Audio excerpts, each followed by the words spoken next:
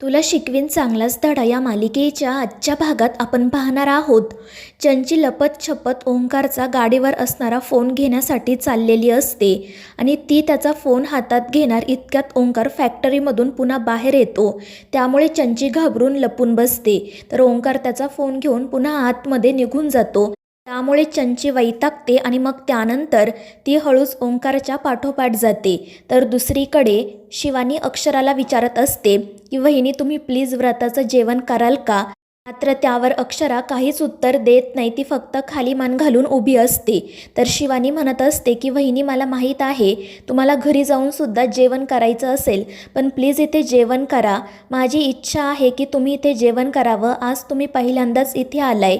जर तुम्ही जेवलात तर माझी दोन्हीही कामं होतील, व्रतसुद्धा पूर्ण होईल आणि तुमचा पाहुणचारसुद्धा होईल. आणि मग ती अक्षराला म्हणते की मी एक काम करते, अधिपती भाऊजींना फोन करते आणि त्यांना तसं सांगते. मात्र अक्षरा म्हणते की त्याची काही गरज नाही आहे, मी करते जेवण. आणि ते ऐकून शिवानी खुश होते आणि मग त्यानंतर ती अक्षराला जेवण वाढण्यासाठी निघते. पण अक्षरा म्हणत असते की ताई, तुम्ही प्लीज आराम करा, मला जे काही हवं आहे ते घेईल मी. मात्र शिवानी म्हणते की हे व्रताचं जेवण आहे ना, मग ते मीच वाढायला हवं. अक्षरा तिला थांबवण्याचा प्रयत्न करते, पण शिवानी काही ऐकत नाही आणि मग ती अक्षराचा ताट वाढायला घेते. अक्षरा तिला विचारत असते की ताई, तुम्ही नक्की कोणतं व्रत केलं होतं? आणि त्यावर शिवानीला काय सांगावं ते सुचत नाही आणि मग ती नाईलाजाने अक्षराला सांगते की घरात पाळणा हलावा म्हणून मी हे व्रत केलं होतं. त्यावर अक्षरा तिला विचारते, म्हणजे तुम्ही बाळाचा विचार करताय का? त्यावर शिवानी हो म्हणते. तर अक्षरा तिला सांगते की ताई, हे सगळं ठीक आहे, पण खरंच असं व्रत वगैरे करून काही होतं का? तुम्ही उलट तुमच्या तब्येतीची काळजी घ्यायला हवी. त्यावर शिवानी म्हणते हो वहिनी, तुम्ही बोलताय ते खरं आहे, पण घरच्यांची इच्छा होती आणि मी सुद्धा माझ्या मनाचं समाधान व्हावं म्हणून हे व्रत केलं. आणि मग त्यानंतर ती अक्षराचं ताट वाढते आणि तिला सांगते की तुम्ही सगळं जेवण संपवायचं आहे आणि जर तुम्हाला काही हवं असेल तर तुम्ही स्वतःच्या हाताने घ्या. त्यावर अक्षरा म्हणते हो ताई, तुम्ही काळजी करू नका, मी अगदी चाटून पुसून खाईल. आणि ते ऐकून शिवानी खुश होते. आणि त्यानंतर मग शिवानी ओंकारला मेसेज करून सांगते की अक्षराला जेवण दिलं आहे. त्यामुळे ओंकार खुश होतो आणि तो ही बातमी अधिपतीला सांगतो. त्यामुळे मग अधिपतीच्या सुद्धा जीवात जीव येतो. तो म्हणतो की वहिनी खरंच एक नंबर आहेत, त्यांनी माझ्या डोक्यावरचं खूप मोठं ओझं कमी केलंय. त्यांनी मास्तरीणबाईंना घरात ठेवून घेतलं आणि वर त्यांना जेवसुद्धा घातलं. खरंच कमाल आहेत वहिनी, पण त्यांनी हे कसं केलं काय माहीत. त्यावर ओंकार म्हणतो, अरे ती बायको कोणाची आहे मग? तर अधिपती हसतच त्याला सांगतो की मी वहिनींना एक नंबरचं पारितोषिक देणार आहे, त्यांचे हे उपकार कधीच विसरणार नाही. आणि तो आनंदाने ओंकारला मिठी मारतो. पण त्यांचं बोलणं चंचीने बाहेरून लपून ऐकलेलं असतं आणि त्यावरून तिला समजतं की अधिपतीनेच अक्षराला ओंकारच्या घरी ठेवलं आहे, ते सुद्धा तिला कळून न देता. आणि मग त्यानंतर ती लगेच ही गोष्ट दुर्गीला सांगण्यासाठी निघते. पण त्याचवेळी अधिपती आणि ओंकार तिथे येतात आणि ते चंचीला रंगेहात पकडतात. त्यामुळे चंची खूप घाबरते. अधिपती रागातच तिला विचारत असतो की तू इथे काय करते, आणि ते सुद्धा या वेळेला. त्यावर चंची म्हणते की मी तुम्हाला भेटण्यासाठीच आले होते. त्यावर अधिपती विचारतो कशासाठी आणि तुला कसं समजलं की मी इथे आहे? आणि त्यावर चंची रडायचं नाटक करत म्हणते की मी मम्मीला फोन केला होता, बोलता बोलता तिने सांगितलं की तुम्ही फॅक्टरीमध्ये गेलाय, त्यामुळे मग मी सरळ इथेच आले. मला पैशांची खूप गरज होती, माझ्याकडचे पैसे संपले आहेत म्हणून मी तुमच्याकडे पैसे मागायला आले. तर अधिपती तिला विचारतो की कशाला हवे आहेत तुला पैसे? त्यावर चंची रडतच सांगते की जगण्यासाठी हवे आहेत पैसे, माझ्याकडे 1 रुपयासुद्धा शिल्लक राहिला नाही. 2 दिवसांपासून मी काही खाल्लेलं नाही, आता काही भीक मागून जगू का? आणि तिचं ते बोलणं ऐकून अधिपती म्हणतो की उगाच काहीतरी बोलू नको, ही वेळ तुझ्यावर स्वतःमुळेच आली आहे हे लक्षात ठेव.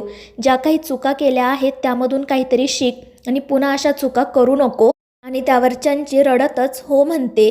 त्यानंतर अधिपती तिला पैसे देतो, मात्र ती पैसे घ्यायला नकार देते. तर अधिपती म्हणतो की पैशांसाठीच इथे आली होती ना, मग ताकाला जाऊन भांडं लपवायची काय गरज आहे? आणि मग तो चंचीच्या हातावर काही पैसे ठेवतो आणि तिला तेथून जायला सांगतो.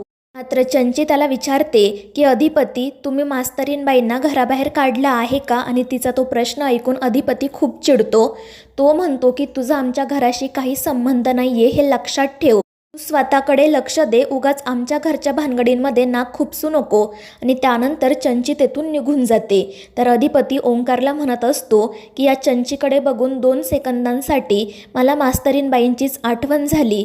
जर त्यांचीसुद्धा अशीच अवस्था झाली तर. आणि त्यावर ओंकार म्हणतो की अधिपती तू उगाच काहीतरी विचार करू नको, अक्षरावर ही वेळ कधीच येणार नाही.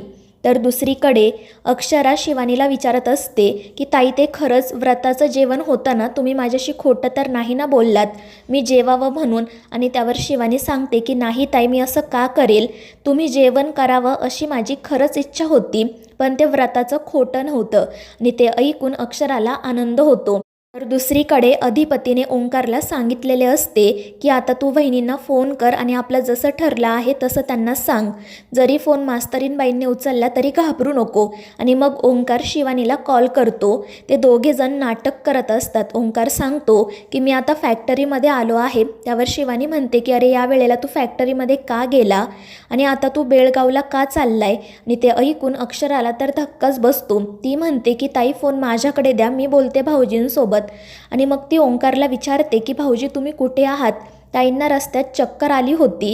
आणि त्यावर ओंकार सांगतो की अक्षरा वहिनी तुम्ही प्लीज तिची काळजी घ्या, आज मला बेळगावला जावं लागत आहे, मी उद्या सकाळीच घरी येईल. आणि मग तो शिवानीला सुद्धा सगळं काही सांगतो. त्यामुळे शिवानी म्हणते की ठीक आहे, तुम्ही उद्या सकाळीच घरी या. तर इकडे अक्षरा शिवानीला म्हणत असते की तुम्ही ओंकार भाऊजींना घरी बोलवायचं ना, तुमची तब्येतही ठीक नाही आहे आणि तुमची औषधंसुद्धा त्यांच्याकडेच आहेत. त्यावर शिवानी म्हणते की काही हरकत नाही, आता मला बरं वाटते. आणि मग त्यानंतर ती अक्षराला विचारते की तुम्हालासुद्धा घरी जायचं असेल ना. त्यावर अक्षरा नाईलाजाने हो म्हणते. मग शिवानी तिला हळदी कुंकू लावते आणि अक्षरा घरातून बाहेर पडणार इतक्यात शिवानी पुन्हा चक्कर आल्याचं नाटक करते. आणि मग ती अक्षराला सांगते की वहिनी तुम्ही प्लीज आज रात्री इथेच थांबा, मला तुमची गरज आहे. आणि मग अक्षराकडे कोणताही पर्याय शिल्लक राहत नाही, ती तिथेच थांबायला होकार देते. त्यामुळे शिवानीला आनंद होतो. तर दुसरीकडे ओंकार ही गोष्ट अधिपतीला सांगतो. त्यामुळे अधिपतीसुद्धा खूप खुश होतो. त्यानंतर ओंकार त्याच्यासाठी जेवण आणायला बाहेर जातो. तर दुसरीकडे चंची दुर्गीला कॉल करून घडलेला सगळा प्रकार सांगते. अक्षरा ओंकारच्या घरी आहे आणि हे सगळं काही अधिपतीने घडवून आणलं आहे हे अक्षराला माहीत नाही. हे कळल्यावर दुर्गी खुश होते आणि चंचीला म्हणते की हे त्या मास्तरनीला कळायलाच हवं, म्हणजे ती लगेच त्या घरातून बाहेर पडेल आणि रात्रभर इकडे तिकडे भटकत राहील. तर दुसरीकडे अक्षरा तिचं अंथरूण टाकते. ती आणि शिवानी हॉलमध्येच झोपलेल्या असतात. तर इकडे चंची ओंकारच्या घरी जाण्यासाठी निघते, पण नेमकं ओंकारचं तिच्याकडे लक्ष जातो आणि तो तिच्या रिक्षाचा पाठलाग सुरू करतो. मात्र त्यावेळी तो शिवानीला सुद्धा कॉल करतो आणि तिला घडलेला सगळा प्रकार सांगतो. त्यामुळे शिवानी सावध होते. तर मित्रांनो, या मालिकेच्या पुढील भागांच्या अपडेट्ससाठी आपल्या चॅनेलला सबस्क्राईब करा.